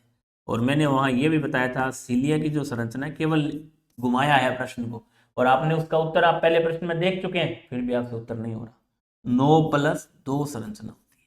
तो यहाँ देखो सीलिया के 3 इकहरे माइक्रोट्यूब्यूल, 3 नहीं 2 इकहरे माइक्रोट्यूब्यूल, 2 होंगे, 3 नहीं 2 संरचनाएं होंगी, और प्लस चारों ओर 9 दोहरे माइक्रोट्यूब्यूल होंगे। तो 2 इकहरे माइक्रोट्यूब्यूल और ये 2 9 दोहरे माइक्रोट्यूब्यूल होते हैं। तो यहाँ 9+2 संरचना बननी, जिन्होंने क्या बना रखी है? 9+3 संरचना बना रखी है, जो कि क्या है? हमारे लिए गलत है। केवल प्रश्न को घुमाया, मैंने प्रश्न रिपीट भी किया है, लेकिन फिर भी आप नहीं समझ पाए। तो ऐसे प्रश्न घूम जाते हैं, तो आपको प्रश्नों के साथ घूमना नहीं है, उसकी लैंग्वेज चेक करनी है, समझना है, उसके बाद उत्तर देना है, केवल रटना नहीं है। रटने के भी तरीके होते हैं, ऐसे नहीं कि हर तरीके से आप रट रहे हो, सीधा रट्टा मार रहे हो, पता ही नहीं क्या पढ़ रहे हैं। पढ़ के रटो, सीख के रटो उसको, ऐसे मत रटो। सीलिया रोम जैसे एक कोशी के उपांग होते हैं, बिल्कुल होते हैं, रोम जैसे के किसके उपांग होते हैं, इसमें कोई दोहरा नहीं है, सीलिया। और सीलिया की बेसल जो आधार्य है संरचना, वो किससे बनती है? सेंट्रियोल से उत्पन्न होती है, बिल्कुल सही है। उत्तर नंबर 2 आपका क्या हो जाएगा? गलत आंसर होगा, इसलिए हम इसको नहीं मानेंगे। अगला प्रश्न, सूक्ष्म नलिकाओं के संबंध में सही नहीं है। सूक्ष्म जो नलिकाएं हैं, माइक्रो जो ट्यूब्यूल्स हैं, उनके संबंध में सही नहीं है। क्या सही नहीं है? डी रॉबिट्स व फ्रेंची ने इसको खोजा। सूक्ष्म नलिकाएं, माइक्रो ट्यूब्यूल्स, सूक्ष्म नलिकाएं या माइक्रो ट्यूब्यूल्स के संबंध में सही नहीं है। इसके बारे में आपको बताना है कि सूक्ष्म नलिकाओं के संबंध में सही नहीं है। क्या सही नहीं है? इन्होंने ये पूछा है कि माइक्रो ट्यूब्यूल्स जो है उसके संबंध में आपको बताना है क्या सही नहीं है। कई बार इनसे भी प्रश्न, छोटा सा प्रश्न बन जाता है कि माइक्रोट्यूब्यूल्स क्या होती हैं। माइक्रोट्यूब्यूल का जो समूह है वो क्या होता है।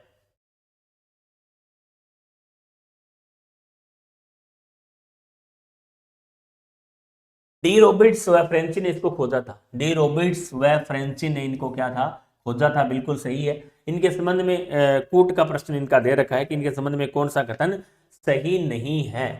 सूक्ष्म नलिकाएं ट्यूबुलिन प्रोटीन की बनी होती है। माइक्रो जो ट्यूब्यूल्स होती है जिनको हम सूक्ष्म नलिकाएं कहते हैं, किसकी बनी होती है, ये भी ट्यूबुलिन प्रोटीन की बनी होती है। सीलिया भी ट्यूबुलिन प्रोटीन का बना होता है। ये कथन भी सही है। डी रॉबर्ट्स और फ्रेंची ने इनको खोजा था, ये भी सही। ये पक्षमाभों, सीलिया व तारक केंद्रों में पाई जाती हैं। ये किस में पाई जाती हैं, पक्षमाभ में, सीलिया में और तारक केंद्रों में। पक्षमाभ का मतलब फ्लैजेला के अंदर, सीलिया के अंदर और तारक केंद्रों में पाई जाती हैं क्या, माइक्रोबॉडीज, माइक्रोट्यूब्यूल्स। ये माइक्रोट्यूब्यूल्स ये पाई जाती है, बिल्कुल सही है। स्पिंडल फाइबर का निर्माण ये करती हैं। इनके द्वारा किसका निर्माण होता है, स्पिंडल फाइबर का निर्माण भी होता है। तो ये चारों के चारों कथन सही हैं। इनमें से ऐसा कोई कथन नहीं है जो सही नहीं। इसका मतलब सही नहीं है, कोई नहीं। उत्तर क्या हो जाएगा, कोई नहीं। सारे के सारे कथन क्या हैं, सही हैं। तो ये चीज भी आपको ध्यान रखें। एक कोशिकांग छोटा है, लेकिन इसके संबंध में ऐसे प्रश्न एग्जाम में पूछे गए हैं, आपसे भी पूछा जा सकता है। तो थोड़ा सा आप इसको गहराई से पढ़ें, लगभग प्रश्न इस लाइनों से बन जाएगा। हरित लवक में पाए जाने वाला डीएनए होता है। नाम इस पर मैंने आपको माइटोकॉन्ड्रिया के संबंध में बता दिया था, फिर भी आप क्या लिखेंगे, रेखीय कभी नहीं होता। रेखीय किस में होता है, रेखिक डीएनए पाया जाता है गुणसूत्रों के अंदर, ये ध्यान रखना। गुणसूत्र जो होते हैं उनके अंदर जो डीएनए पाया जाता है वो क्या होता है, रेखिक होता है। यहाँ क्या होगा, वर्तीय होगा और डबल स्टैंड वाला होगा। वर्तीय और द्विरज्जुक, केवल एक में ही आ रहा है, वर्तीय एक रज्जुक, रेखिक द्विरज्जुक, रेखिक, रेखिक का तो आप काट ही दो। अब द्विरज्जिक होगा तो उत्तर नंबर आपका क्या होगा, 2 नंबर उत्तर आपका यहाँ राइट आंसर होगा। वर्तीय होगा और द्विरज्जुक होगा, वर्तीय होगा और द्विरज्जुक होगा। और इसी तरह किसमें होता है, माइटोकॉन्ड्रिया में होता है, वर्तीय होता है, द्विरज्जुक होता है। रेखिक किसमें पाए जाते हैं, गुणसूत्रों में पाए जाते हैं। होमोपोलिसेकेराइड का उदाहरण है। होमोपोलिसेकेराइड थोड़ा सा प्रश्न है, इंपॉर्टेंट भी है, कई बार एग्जाम के अंदर आता भी है कि होमोपोलिसेकेराइड। अब देखो हम पार्ट हम धीरे धीरे, हमने पहले सेल ऑर्गन्स के बारे में देखा, तब हम पॉलीसेकेराइड इकाइयां, मतलब हम पढ़ रहे हैं जैवअणु के बारे में। जैवअणु से भी आजकल एक आधा प्रश्न एग्जाम में आ जाता है, जैसे जो आपके केमिस्ट्री में आए, चाहे बायो में आए, पक्का प्रश्न आता है। एक आधा नहीं, कई बार तो एक बायो से लगभग 2 केमिस्ट्री से आ जाते हैं। 3 प्रश्न आपके कुल मिलाकर पूरे सिलेबस से प्रश्न आते हैं। अब होमोपोलिसेकेराइड, जो समान पॉलीसेकेराइड 2 प्रकार के होते हैं, एक तो होता है होमोपोलिसेकेराइड, एक होता है हेटेरोपोलिसेकेराइड। अब उनकी परिभाषा तो आपसे नहीं पूछी जाएगी, आपसे क्या पूछा जाएगा, उसके बारे में, उसके जो उदाहरण है वो पूछे जाएंगे। तो हमें होमो के याद रखने हैं। होमो का मतलब होता है ऐसी पॉलीसेकेराइड जो समान इकाइयों के बने होते हैं, उनको हम होमोपोलिसेकेराइड कहते हैं। और ऐसे पॉलीसेकेराइड जो भिन्न भिन्न इकाइयों से मिलकर बनते हैं, उनको हम होमो हेटेरोपोलिसेकेराइड है जो कहते हैं।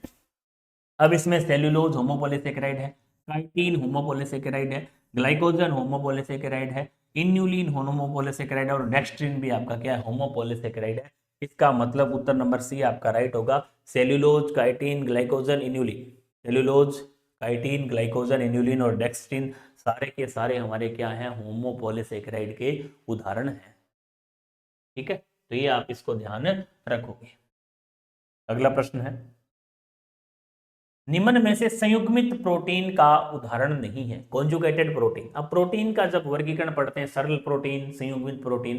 सरल प्रोटीन केवल और केवल अमीनो एसिड की बनी होती है, जबकि जो ये संयुग्मित प्रोटीन है इसके अंतर्गत क्या पाया जाता है, एमिनो प्रोटीन, एमिनो अम्लों के साथ साथ क्या होता है, अप्रोटीन भाग भी पाया जाता है।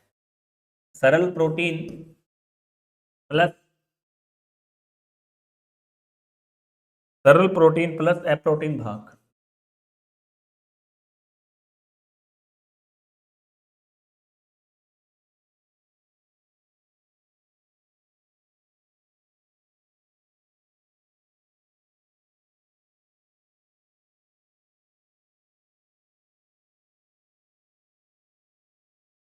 सरल प्रोटीन प्लस अप्रोटीन जो भाग है वो किसका होता है, सरल प्रोटीन प्लस अप्रोटीन भाग किसका होता है, सरल प्रोटीन है प्लस अप्रोटीन भाग है, संयुग्मित प्रोटीन के लिए पाया जाता है। अब सरल प्रोटीन हमें पता है कि केवल एमिनो एसिड की बनी होती है, इसमें कोई ज्यादा गहराई है नहीं।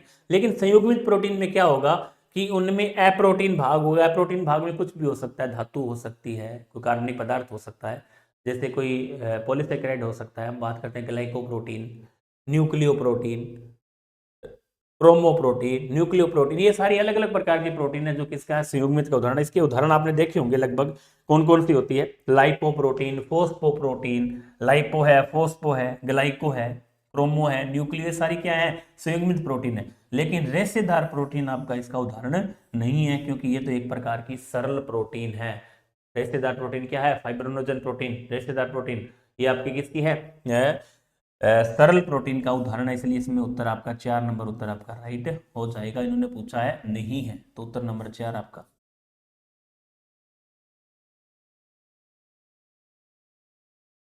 इन्युलिन बहुलक, इन्युलिन जो होता है वो किसका बहुलक होता है? सबको पता है, एक पॉलीसेकेराइड है और ये होमोपॉलीसेकेराइड है, और ये किसका उदाहरण होता है?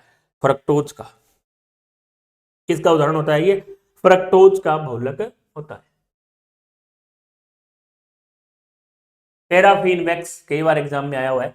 पैराफिन या वैक्स जो हम देखते हैं वो क्या होता है? मोम जिसको हम बोलते हैं, ये एक प्रकार का क्या होता है? एस्टर होता है। सिंपल प्रश्न कई बार बन जाता है, ये एस्टर होता है। पैराफिन वैक्स क्या होता है? अपने आप में एक एस्टर होता है। क्योंकि यहां से बहुत ज्यादा कोई कूट वाले प्रश्न नहीं आते, सिंपल प्रश्न ही पूछे जाते हैं। पॉलीसेकेराइड में मोनोसेकेराइड जो इकाइयां होती हैं वो आपस में एक ग्लाइकोसाइटिक बंध द्वारा जुड़ी रहती हैं। आपस में क्या होती हैं? ग्लाइकोसाइटिक बंध द्वारा जुड़ी रहती हैं। उत्तर नंबर 1 आपका क्या हो जाएगा? राइट आंसर हो जाएगा। ग्लाइकोप्रोटीन जो होते हैं ये होती हैं जो ग्लाइकोसाइटिक बंध द्वारा जुड़ी रहती हैं। उत्तर नंबर 1 आपका राइट आंसर होगा। 110। अब देखो यहां जब हम बात करते हैं संतृप्त और असंतृप्त वसीय अम्ल की, तो संतृप्त और असंतृप्त इस चीज को हम देखें, सबसे पहले हमें वसीय अम्लों के बारे में भी ध्यान होना चाहिए। वसीय अम्ल होते क्या है? वसा जब हम पढ़ते हैं तो वसा के जो प्रकार पढ़ते हैं उसके अंतर्गत हम देखते हैं कि वसीय अम्ल भी आते हैं। अब वसीय अम्ल से प्रश्न कई बार आता है, क्योंकि वसा भी सरल लिपिड भी हो सकती है और आपकी संयुक्त लिपिड भी हो सकती है। और जब हम व्युत्पन्न लिपिड या संयुक्त लिपिड के बारे में पढ़ते हैं तो वहां ऐसे असंतृप्त और संतृप्त वसीय अम्लों के बारे में पढ़ते हैं। अब संतृप्त वसीय अम्ल और असंतृप्त वसीय अम्ल में अंतर क्या होगा? संतृप्त जिनमें कार्बन कार्बन के मध्य क्या हो? डबल बॉन्ड या सिंगल बॉन्ड हो सामान्य भाषा में, और असंतृप्त मतलब जिसमें डबल बॉन्ड और ट्रिपल बॉन्ड हो। असंतृप्त के अंदर तो केवल सेचुरेटेड या संतृप्त में तो केवल आएगा सिंगल बॉन्ड, केवल सिंगल बंध पाया जाएगा। जबकि असंतृप्त वसीय अम्ल के अंदर क्या होगा? डबल बॉन्ड या ट्रिपल बॉन्ड होगा। तो इसका हम जब परिभाषा देखें सिंपल रूप से, हालांकि परिभाषा आपसे नहीं पूछी जाती लेकिन ध्यान है, हाइड्रोकार्बन श्रृंखला के सभी कार्बन परमाणु हाइड्रोजन परमाणुओं से संतृप्त होते हैं। वसा अम्लों के जब हाइड्रोकार्बन की जो श्रृंखला होती है, हाइड्रोकार्बन की श्रृंखला, हाइड्रोकार्बन की जो श्रृंखला है उसमें सभी कार्बन परमाणु, सभी कार्बन परमाणु क्या होते हैं?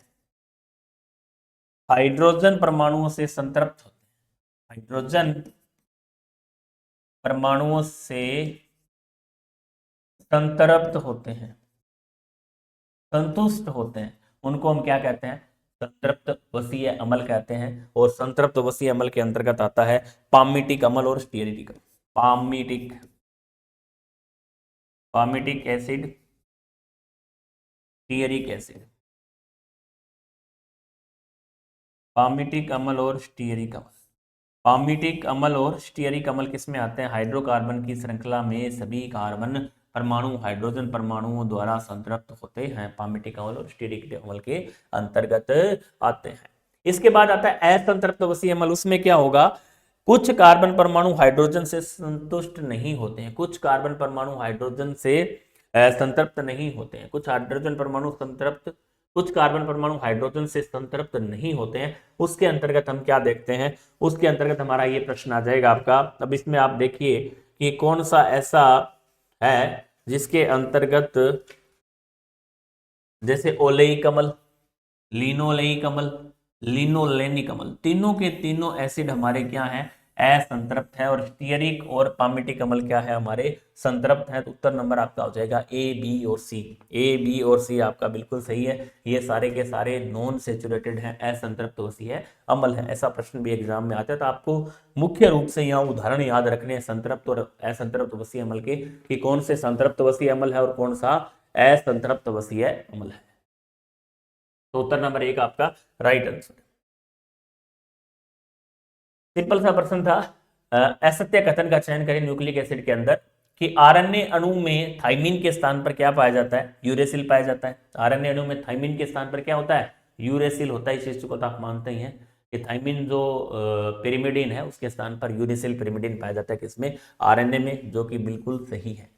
डीएनए बेस्ड समूह है ATGC। ये थोड़ा सा हमें कई बार हम भूल जाते हैं, ज्यादा ध्यान नहीं देते। हालांकि प्रश्न में आ रहा होता है, लेकिन हम दिमाग इस टाइम इतना परिश्रम में होता है कि इसकी पहचान नहीं कर पाते। ऐसे प्रश्न भी हमारे इस टेस्ट पिछली जो सेकेंड ग्रेड हुई उसमें गलत हुए हैं। अब हम देखने को तो हमें ये तो सही है ATGC, लेकिन नहीं, A बराबर T, यहाँ भी आपको कच्चा दे दिया। A बराबर T, G बराबर C, ये ट्रिपल बॉन्ड और ये डबल बॉन्ड, गलत हो गया। थाइमीन, साइटोसिन, यूरेसिल, पिरिमिडीन क्षारक है। थाइमीन, साइटोसिन और यूरेसिल क्या है, पिरिमिडीन क्षारक है। थाइमीन, साइटोसिन और यूरेसिल, थाइमीन, साइटोसिन और यूरेसिल पिरिमिडीन क्षारक है, ये सही है। एडेनिन, गुआनिन नाइट्रोजनिक क्षारक प्यूरिन के रूप में डीएनए व आरएनए में पाए जाते हैं। एडेनिन, गुआनिन नाइट्रोजनिक क्षारक है। एडेनिन है, गुआनिन नाइट्रोजनिक जो क्षारक है वो प्यूरिन के रूप में पाए जाते हैं। प्यूरिन के रूप में डीएनए व आरएनए में पाए जाते हैं, ये भी सही। एडेनिन, गुआनिन नाइट्रोजनिक क्षारक प्यूरिन के रूप में डीएनए और आरएनए दोनों में पाए जाएंगे। सामान्य सी बात है, एडेनिन और गुआनिन दोनों डीएनए और आरएनए में पाए जाते हैं, क्योंकि प्यूरिन जो है वो सब में कॉमन होता है, चाहे वो डीएनए हो चाहे आरएनए हो। तो उत्तर नंबर 2 आपका क्या था, यहाँ गलत। अब देखो, सूची फर्स्ट सूची सेकंड का मिलान आपको करना है, लेकिन बहुत आसान से प्रश्न यहाँ आपको दिख रहे हैं। दिखने को हो सकता है थोड़ा आपको हार्ड लगे, लेकिन इजी प्रश्न है।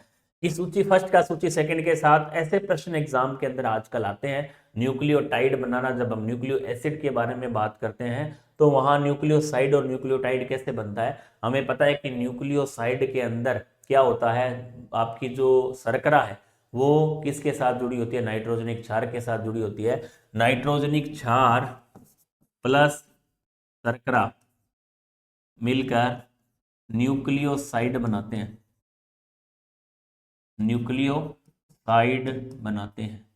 अब नाइट्रोजनिक क्षार प्लस शर्करा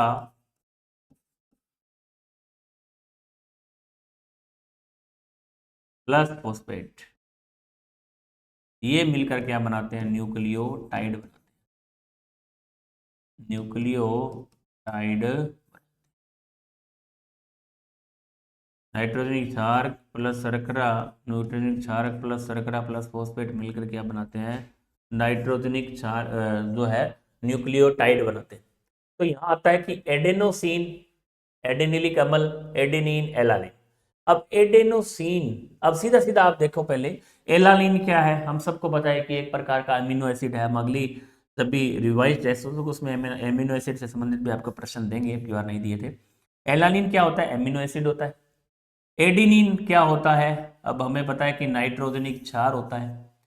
और एडेनोसिन और adenylic acid, adenosine, adenine plus शर्करा मिलकर एडिनोसिन बनाते हैं। एडिनो नाइट्रोजनिक क्षारक जो एडेनिन प्लस शर्करा के साथ मिलकर क्या बनाएगा, एडेनोसिन बनाएगा। और adenosine plus phosphate adenylic acid बनाएगा। इसलिए ये तो हो जाएगा आपका क्या, न्यूक्लियोटाइड, और ये आपका क्या हो जाएगा, न्यूक्लियोसाइड। अब इसका जब हम मिलान करेंगे तो इसका उत्तर आएगा 2 नंबर। देखो, ए का 3 नंबर, ए का क्या है, सॉरी, एडेनोसिन और एडिनिलिक अम्ल। थोड़ा सा रुको, जब हम इसको करेंगे तो यहाँ आपको क्या प्राप्त होगा, एडेनिन और एडिनिलिक एसिड। देख, जब हम देखते हैं कि नाइट्रोजनिक क्षारक शर्करा के साथ मिलकर क्या बनाता है, न्यूक्लियोसाइड बनाता है। और नाइट्रोजनिक क्षारक शर्करा और फोस्फेट मिलकर क्या बनाते हैं, न्यूक्लियोटाइड बनाते हैं। बिल्कुल, एडेनिन और राइबोज, नाइट्रोजनिक क्षारक और शर्करा जब मिलेंगे, नाइट्रोजनिक क्षारक और जब शर्करा मिलेंगे तो वो क्या बनाएंगे, न्यूक्लियोसाइड बनाएंगे। क्या बनाएंगे, न्यूक्लियोसाइड, एडिनोसिन बनाएंगे। और जब ये adenosine plus phosphate adenylic acid बनेगा तो उसको हम न्यूक्लियोटाइड कहेंगे। तो यहां हमें थोड़ा सा देखना पड़ेगा कि एडिनोसिन किसके साथ मिलता है। अब ये चीज तो बिल्कुल क्लियर है कि एलानिन के साथ क्या है, एमिनो एसिड है, एडेनिन के साथ क्या है, नाइट्रोजनिक क्षारक है। क्योंकि ये थोड़ा सा आपको लगेगा कि हाँ कंफ्यूज हो जाते हैं, कोई बड़ी बात नहीं है, कंफ्यूज होते ही प्रश्न क्या हो जाएगा हमारा, गलत हो जाएगा, क्योंकि यहाँ पूरी इसी के ऊपर टिका हुआ है। अब हम इन दोनों को देखें तो डी का हमारा क्या है 4 नंबर है और सी का क्या है 1 नंबर है। लेकिन सबसे बड़ी समस्या है कि एडेनोसिन ये क्या होगा, एडेनोसिन और एडिनाइलिक एसिड। अब एडिनोसिन और एडिनाइलिक जो एसिड है, एडिनोसिन हमारा क्या बनाएगा, न्यूक्लियोसाइड बनाएगा, न्यूक्लियोसाइड बनाएगा। और न्यूक्लियोसाइड ये बनेगा ए का 2 नंबर और बी का क्या बनेगा 3 नंबर। तो ये हमारा उत्तर ये न होकर क्या हो जाएगा, ये हो जाएगा क्या, बस इतना ही। लेकिन आपको ध्यान रखना इस कॉन्सेप्ट को कि नाइट्रोजनिक क्षारक प्लस शर्करा न्यूक्लियोसाइड, नाइट्रोजनिक क्षारक शर्करा प्लस फॉस्फेट न्यूक्लियोटाइड। यहाँ एडेनिन प्लस क्या बना था, एडेनिन हमारा नाइट्रोजनिक क्षारक था, शर्करा क्या थी तो बन गया क्या एडिनोसिन, और adenosine plus phosphate adenylic acid AMP जिसको बोलते हैं, तो ये हो जाएगा न्यूक्लियोटाइड। तो इसका उत्तर नंबर 4 राइट आंसर हो जाएगा। उत्तर नंबर क्या हो जाएगा इसका, आपका 4 राइट आंसर हो जाएगा। इसको आप सुधार कर लें, यदि सही नहीं है तो इसको आप सही कर सकते हैं। हालांकि आंसर की में आपको बिल्कुल ये राइट मिलेगा। अगला प्रश्न देखें, अगला प्रश्न में हम देखें चलें तो आपका क्या होगा। अगला प्रश्न हम देखते हैं, लिपिड के संबंध में निम्न कथनों पर विचार करना है। बहुत आसान है, देखो प्रश्न आसान है, लेकिन वहां प्रेशर इतना होता है कि हम आते हुए प्रश्न को क्या कर देते हैं, गलत कर देते हैं। लिपिड के संबंध में निम्न कथनों पर विचार करना है। ऐसे लिपिड जिनमें केवल एकल बंध होते हैं उन्हें हम असंतृप्त वसा अम्ल कहते हैं, जो कि अपने आप में गलत कथन है। ऐसे लिपिड जिनमें एकल बंध होंगे तो उन्हें संतृप्त बोलेंगे। लेसितीन एक फोस्फोलिपिड है, बिल्कुल सही है। लिपिड जल में घुलनशील होते हैं और कार्बनिक पदार्थों में क्या होते हैं, घुलनशील होते हैं। जब वसा अम्ल को ग्लिसरॉल के साथ एस्टरीकृत किया जाता है तो मोनोग्लिसरेल्डिहाइड बनते हैं। ये कथन भी क्या है, सही है। इसका मतलब बी सी डी आपका उत्तर नंबर 4 क्या होगा, राइट आंसर होगा। अगला प्रश्न, अल्फा हेलिक्स व बीटा सीट संगठन प्रोटीन के किस संरचना का उदाहरण है। तो हमें ये पता है कि प्राथमिक संरचना जो होती है वो अल्फा हेलिक्स व बीटा सीट के संगठन से प्रोटीन की प्राथमिक संरचना कहलाती है।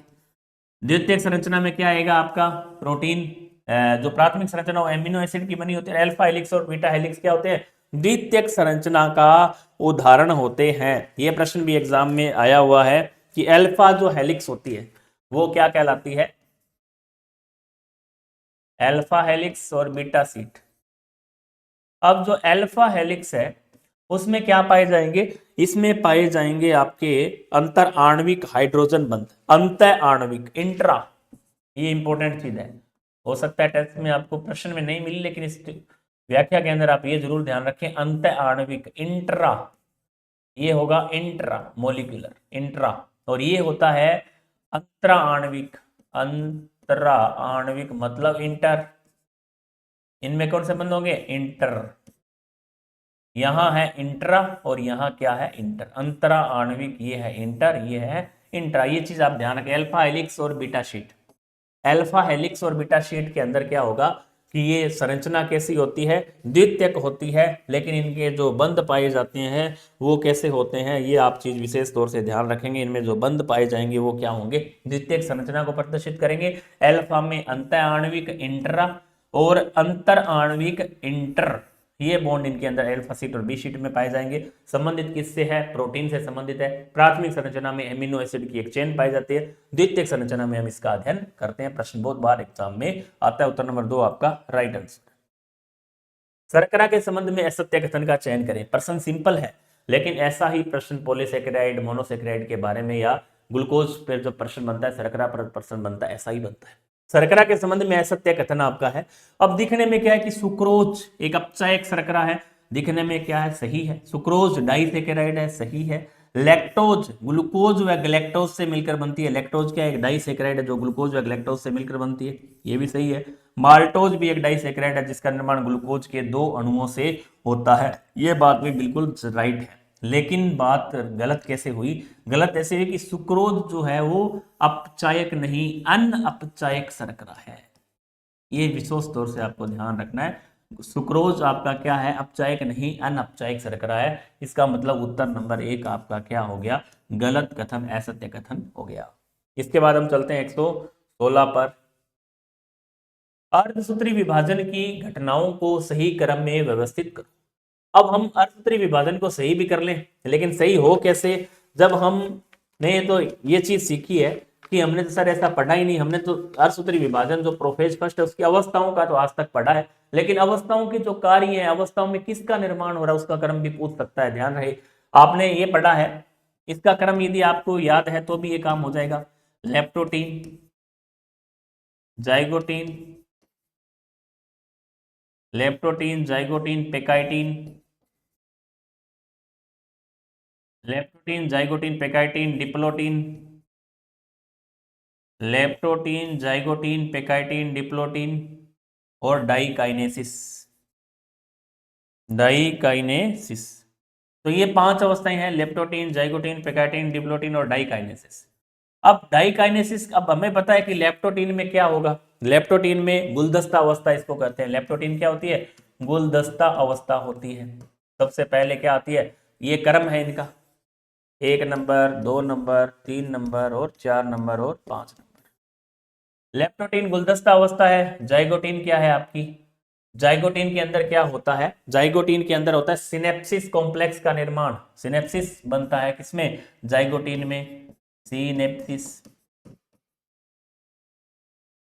पेक्टिन में क्या बनता है, पेक्टिन में हमारा बनता है क्रॉसिंग ओवर, क्रॉसिंग ओवर होता है पेक्टिन में, क्रॉसिंग ओवर।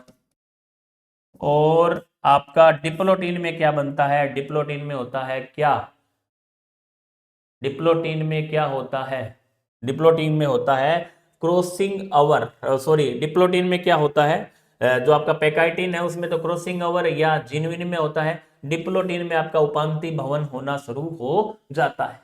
इसका मतलब ये 4 क्रम हमें ये याद है तो हम ये यार आसानी से याद कर सकते हैं। कैसे कर सकते हैं, अब हम देखें, इनका क्रम आपको बताना था।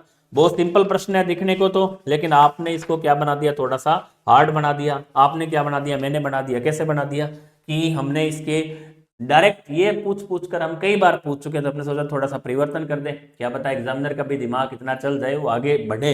बिल्कुल बढ़ेगा, क्योंकि ये प्रश्न काफी बार रिपीट हो चुका है, सबको याद भी है। अब समसूत्री विभाजन में प्रश्न आता है कि G1S G2M का क्रम सबको पता है, इसका भी सबको पता है, लेकिन यहाँ थोड़ा सा हम कंफ्यूज हो जाते हैं। तो इसको हम क्या करें कि हमें पहले ये अवस्थाएं लिखनी है, इस अवस्था के आधार पर अब हमें पता चल जाएगा कि इसका सही उत्तर क्या होगा। अब इसका सही उत्तर जैसे हम निकालें, सबसे पहले गुलदस्ता अवस्था आएगा क्योंकि ये लेप्टोटीन में है। ए सिनेप्सिस, 2 नंबर पे हमारा सिनेप्सिस आ रहा है। सी के बाद फिर बी आएगा क्रॉसिंग ओवर, पेक्टिन के अंदर हमारा क्या आ रहा है, क्रॉसिंग ओवर आ रहा है, और लास्ट में क्या आ रहा है, उपांति भवन आ रहा है। इसलिए उत्तर नंबर 1 आपका क्या हो गया, राइट आंसर हो गया।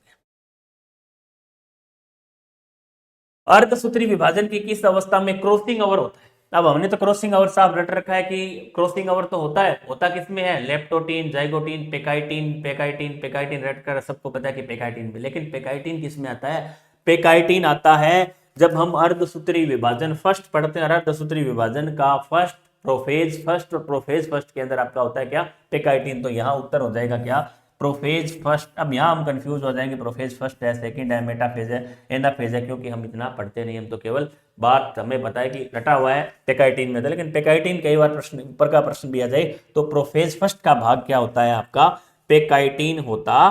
तो ये थे हमारे इसके प्रश्न, लगभग 30 प्रश्नों का सॉल्यूशन हमने इस वीडियो में देखा। आगामी वीडियो के अंदर बचे हुए जो 20 प्रश्न उनको हम देखेंगे। तो आप इसी तरीके से इनको अच्छे से हल करें, इन प्रश्नों का अभ्यास करें। आपको अलग से एमसीक्यू वगैरह के बैच की आवश्यकता नहीं रहेगी, क्योंकि हम इसमें बहुत सारे एमसीक्यू आपको करवाएंगे, व्याख्या सहित करवाएंगे। तो हम आगामी वीडियो में फिर आपसे मुलाकात करेंगे 20 प्रश्नों के सॉल्यूशन के साथ। और इसका जो हमने बताया था कि इसको 1 दिन तक एक्सटेंड किया है, तो आप इसका लाभ उठाएं। ऑनलाइन आप लेना चाह रहे तो उसमें भी 30% डिस्काउंट है, और आप ऑफलाइन लेना चाहें तो इसका 1 दिन रजिस्ट्रेशन इसके जो बढ़ाए हैं, तो इसमें आप अधिक से अधिक संख्या में भाग लें और अपनी तैयारी को निश्चित रूप से नए आयाम दें। और हम मिलते हैं जयपुर अगले संडे को, तब तक के लिए जय हिंद, जय भारत, जय राजस्थान।